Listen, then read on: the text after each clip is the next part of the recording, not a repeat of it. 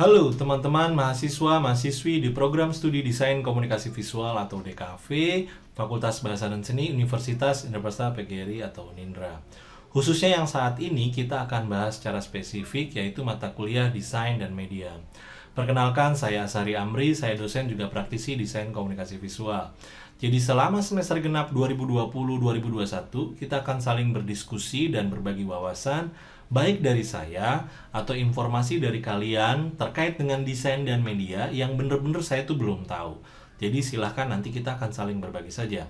Sebelum saya mulai, agar saya bisa terus bersemangat dalam membuat materi perkuliahan terkait ke-DKV-an, dukung channel ini dengan memberi subscribe ya, memberi like bila kalian suka banget materinya, dan kalau kalian merasa bahwa konten materi ini masih jauh dari targetnya, beri dislike. Tapi jangan lupa sertakan ketik di kolom komentar saran, kritik, dan apresiasinya. Jangan lupa follow Instagram saya @ashariamrie agar kita bisa berkomunikasi sebagai teman. So, pertemuan ke-1 mata kuliah Desain dan Media kita mulai. Mari kita bahas.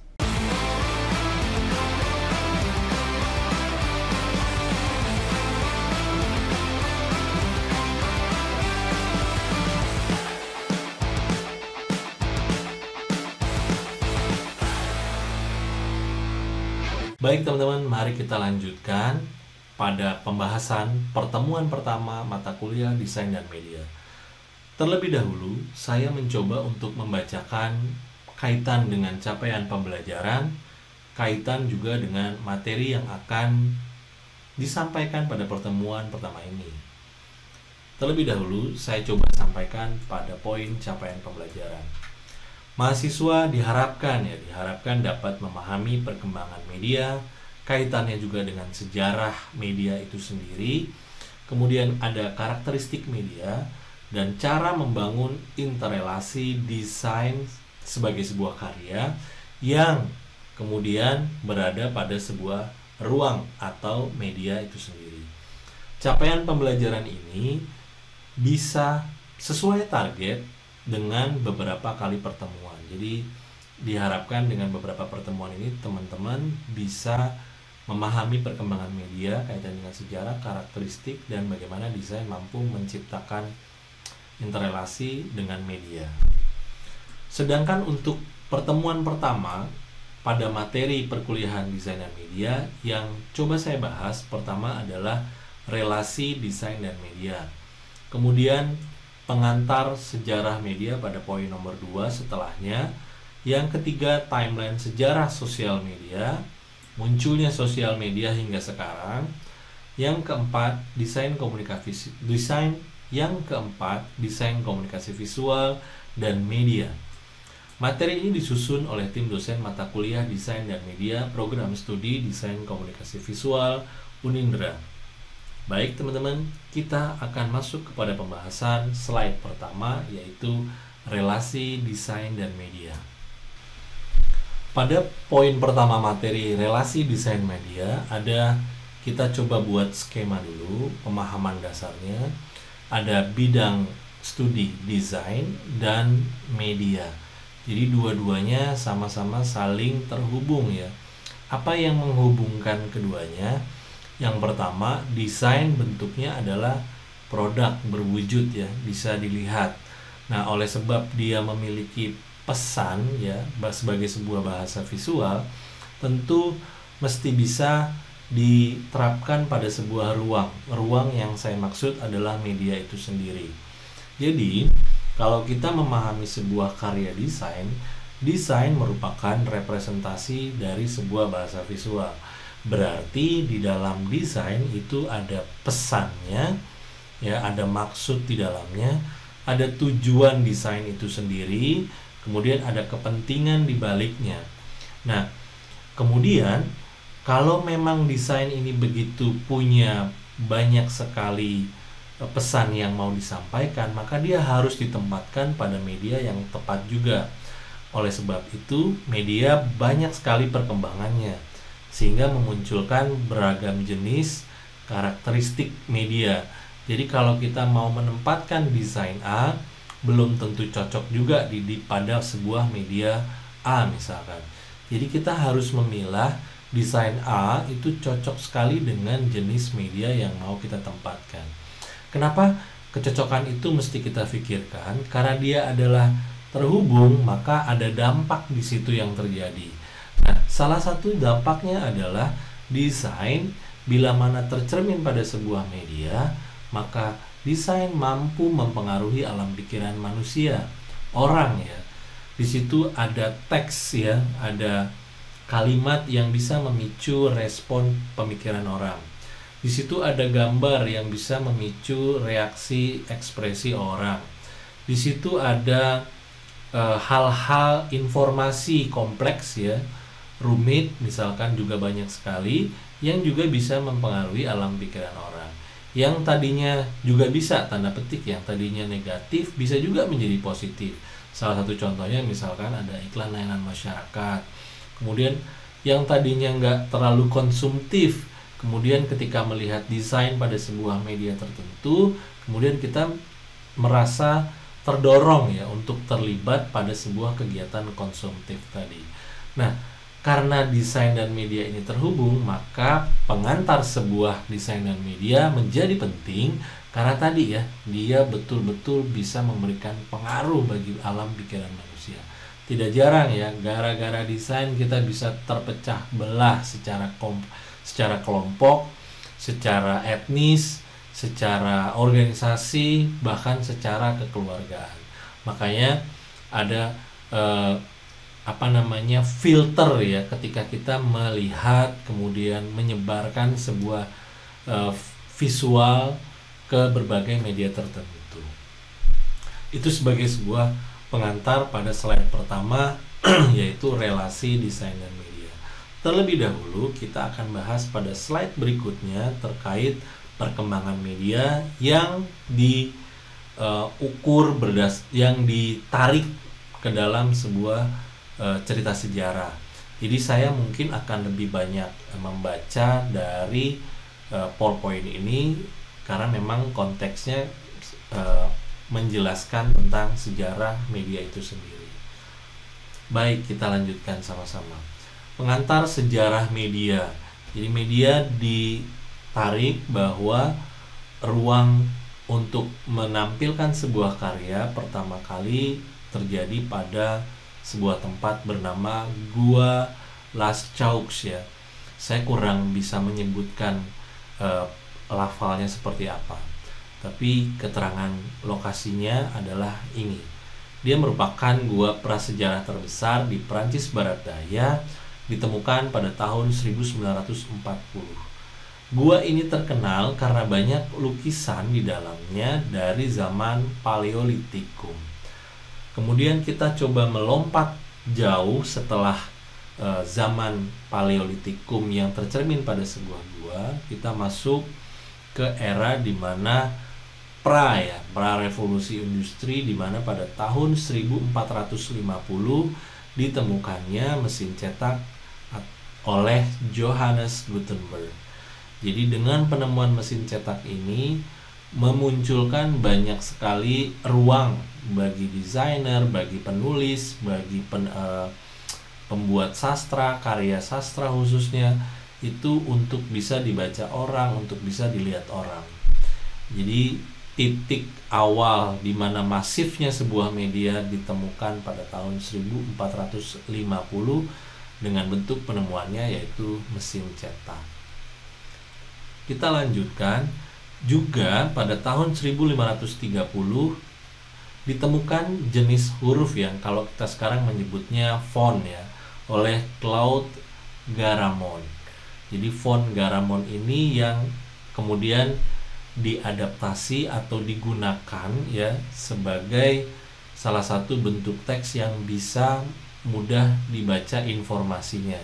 Juga diterapkan pada sebuah penemuan pada mesin cetak tadi. 1530 ini adalah cikal bakal menuju masa revolusi industri.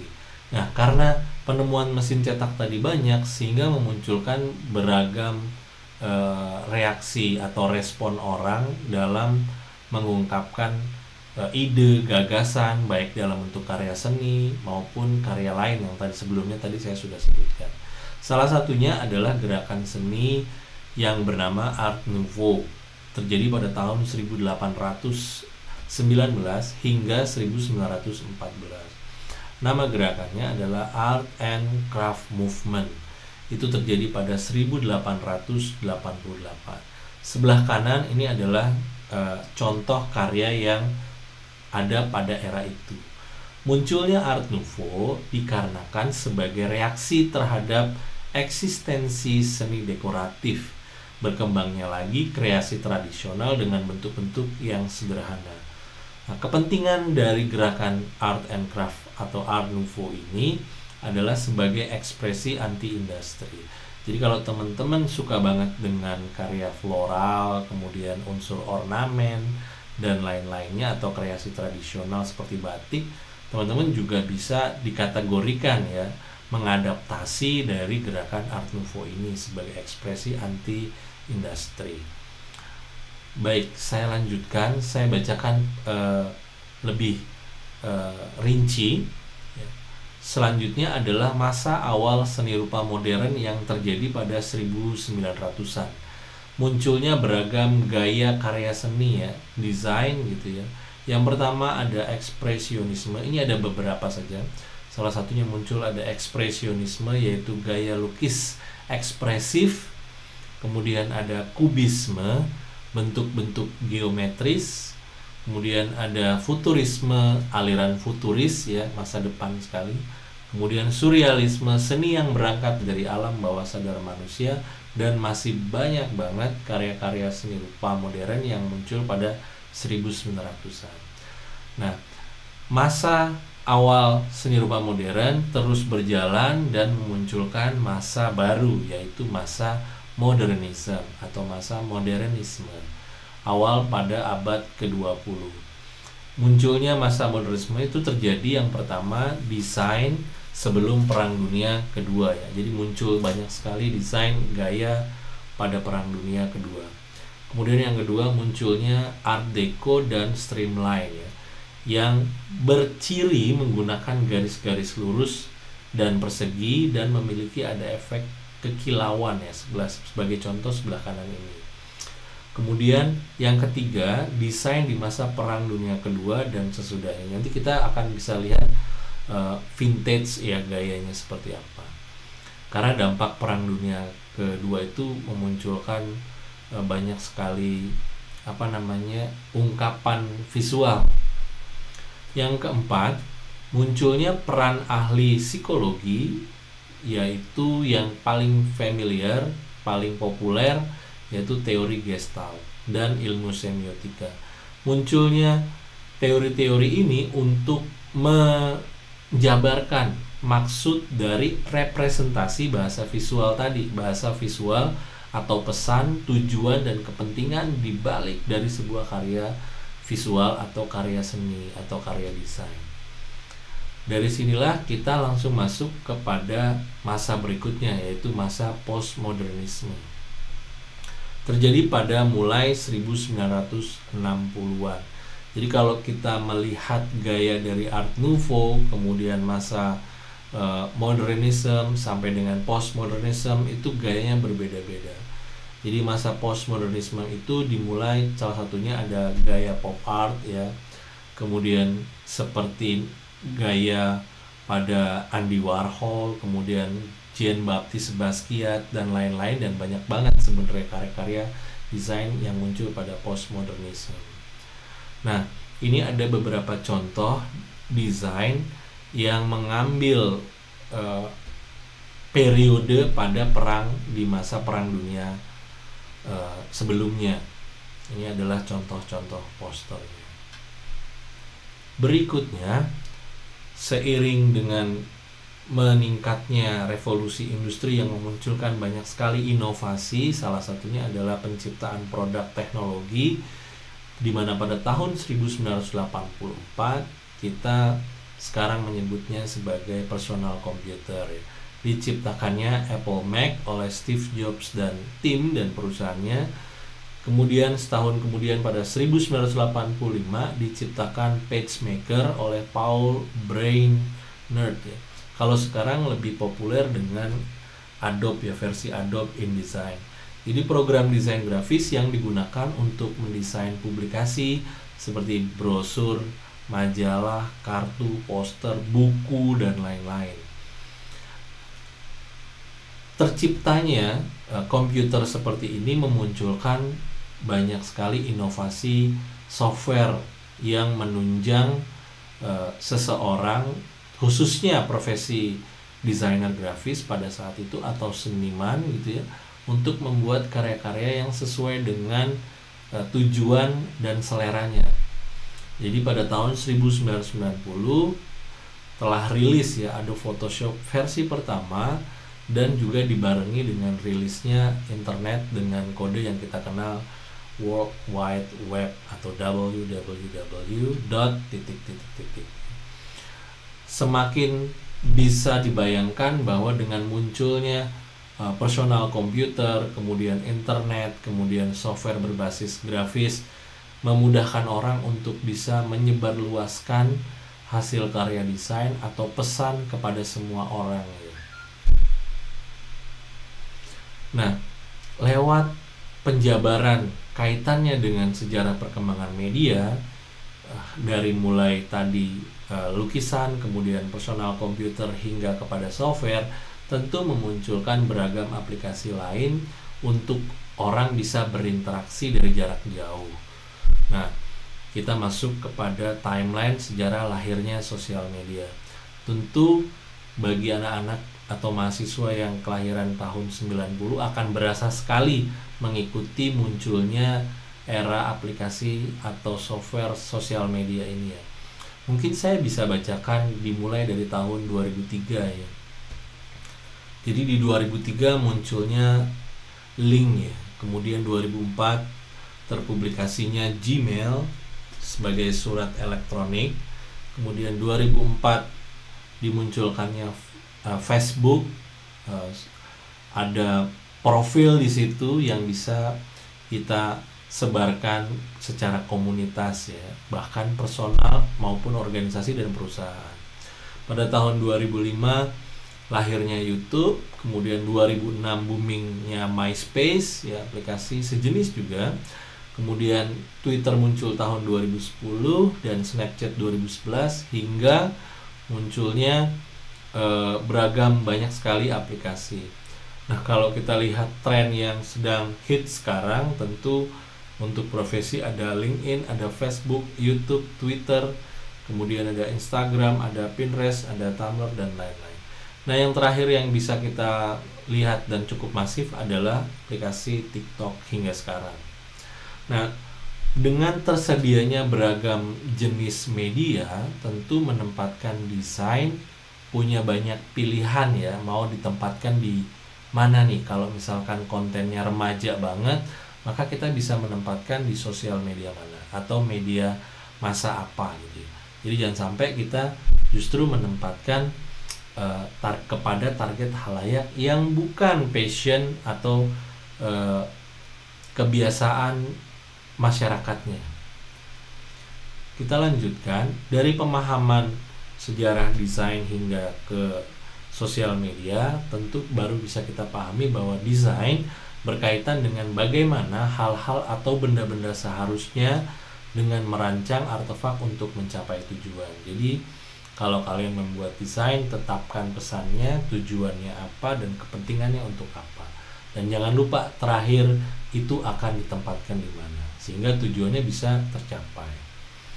Ini adalah salah satu contoh iklan ya pada sebuah billboard. Dari contoh visual tadi kita bisa memahami bahwa sekarang desain itu sebagai sistem tanda ya. Sistem tanda bahwa sebuah karya artefak manusia itu berwujud dan bisa dinikmati seperti karya seni, gambar ya, tools atau alat-alat apapun itu, arsitektur dan benda. Jadi sebagai contoh lukisan Mesir kuno Sang Anubis ya, manusia berkepala serigala, dewa kematian yang juga pencipta. Ini adalah sebuah ilustrasi yang memiliki pesan di dalamnya kaitannya dengan periode itu. Kemudian ada juga poster ya.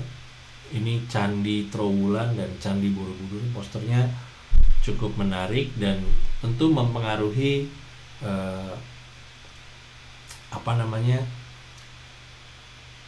mempengaruhi rasa kita untuk melihat bangunan-bangunan ini dalam sudut pandang tertentu. Dengan demikian, kita bisa artikan bahwa desain komunikasi visual adalah seni menyampaikan pesan dengan menggunakan elemen-elemen visual atau rupa untuk menginformasikan, mempengaruhi, hingga mengubah perilaku target audience. Seperti contohnya tadi yang saya sebutkan di awal, ada iklan layanan masyarakat yang bisa mengubah perilaku target audience atau halayak atau masyarakat sesuai dengan tujuan yang ingin dicapai. Ini adalah contoh ambience, iklan ambience pada sebuah minimarket atau supermarket gitu ya. Dan ini bisa memberikan respon pikiran orang dan mengingat produk ini gitu. Dengan mengingatnya saja dampaknya sudah cukup besar ya. 1, 2, puluhan, ratusan, ribuan orang. Nah, ini juga contoh karya visual yang memberikan dampak bagi pikiran orang. Ini saya ambil contoh pada produk Sampurna Mile. Jadi saya cuma mengambil bahwa idenya adalah mengambil quotes ya, meminjam quotes tokoh tertentu untuk bisa divisualisasikan ya, seperti misalkan biar karya yang bicara ya, ada ilustrasi seperti ini. Kemudian berisik gue berisi ya, musik itu kan berisik. Kemudian kalian berkomedi juga berisik tapi berisi gitu ya. Banyak sekali bidang-bidang yang sekarang ke arah sana. Kemudian ada lagi quotes jalanin aja dan jangan dilawan gitu ya. Konsepnya seperti ini. Nah, dari contoh-contoh visual tadi, bahwa desain mampu membangun persepsi visual orang ya, persepsi visual. Jadi kalau tadi kita lihat di gambar sebelumnya, jalanin aja jangan dilawan. Sebelumnya ada ilustrasi bidang horizon, datar, kemudian ada dinding yang membentuk di dalamnya, tapi ada figur orang yang tidak perlu berpikir, jadi jalan saja gitu ya. Kalau memang arahnya ke sana, jalan saja. Walaupun dia naik, walaupun dia agak berbukit, jadi jalanin aja. Itu maksud dari persepsi visual. Nah, sedangkan persepsi visual adalah kemampuan untuk menerjemahkan apa yang dilihat oleh mata sebagai hasil penglihatan. Jadi orang tentu akan melihat seperti ini, teman-teman. Jadi ketika kalau kalian punya tujuan hidup ya, kalau ada sesuatu hambatan, ya tetap tujuan itu harus tercapai walaupun banyak sekali rintangan tanda petik ya. Ini juga salah satu contoh visual yang tentu menggugah pikiran orang. Kalau orang gemuk ya pasti dia akan berlemak gitu ya, sehingga ikan pun akan tertarik untuk ke arah sana dibanding dengan umpan lain seperti ceker ayam ya di sampingnya. Jadi tidak banyak dan kurus ya. Jadi iklannya adalah tentang gym ya, olah sarana untuk kebugaran bagi tubuh seseorang. Kemudian ada lagi persepsi visual pada sebuah poster aborsi. Dari sini kita bisa melihat ada ikon perempuan yang sedang hamil yang punya apa ya, yang menginginkan menggugurkan kandungannya ya. Nah, ini tentu ada maksud di balik poster ini, mungkin karena memang terjadi sebuah fenomena aborsi besar-besaran gitu ya, berarti ada perilaku menyimpang yang terjadi di masyarakat ya. Abortion, tindakan aborsi salah siapa. Nah, berarti di mata kuliah desain dan media kita dituntut untuk mencoba menafsirkan pesan-pesan visual yang beredar dimanapun pada sebuah karya desain, kita mau cari tahu dulu nih, kita bedah dulu bahasa visualnya, sehingga nanti ketika kalian mau bikin karya itu betul-betul difikirkan secara matang, pertimbangan bahasanya, pertimbangan bentuk ilustrasinya, pemilihan warna, ukuran, bahkan sampai kepada penempatan medianya ada di mana. Baik, sebagai sebuah pengantar di pertemuan pertama desain dan media, saya pikir ini cukup menjadi jembatan menjelaskan tentang maksud dari mata kuliah desain dan media. Baik teman-teman, bila mana teman-teman ada hal yang ingin disampaikan terkait dengan materi ini, jadi teman-teman bisa langsung memberikan respon pada kolom komentar di channel ini, berikan hal-hal yang bersifat kalian ingin tahu apa atau saran apa, sehingga nanti di pertemuan berikutnya saya bisa memberikan penjelasan terkait apa-apa yang ingin coba kalian cari tahu. Baik, terima kasih.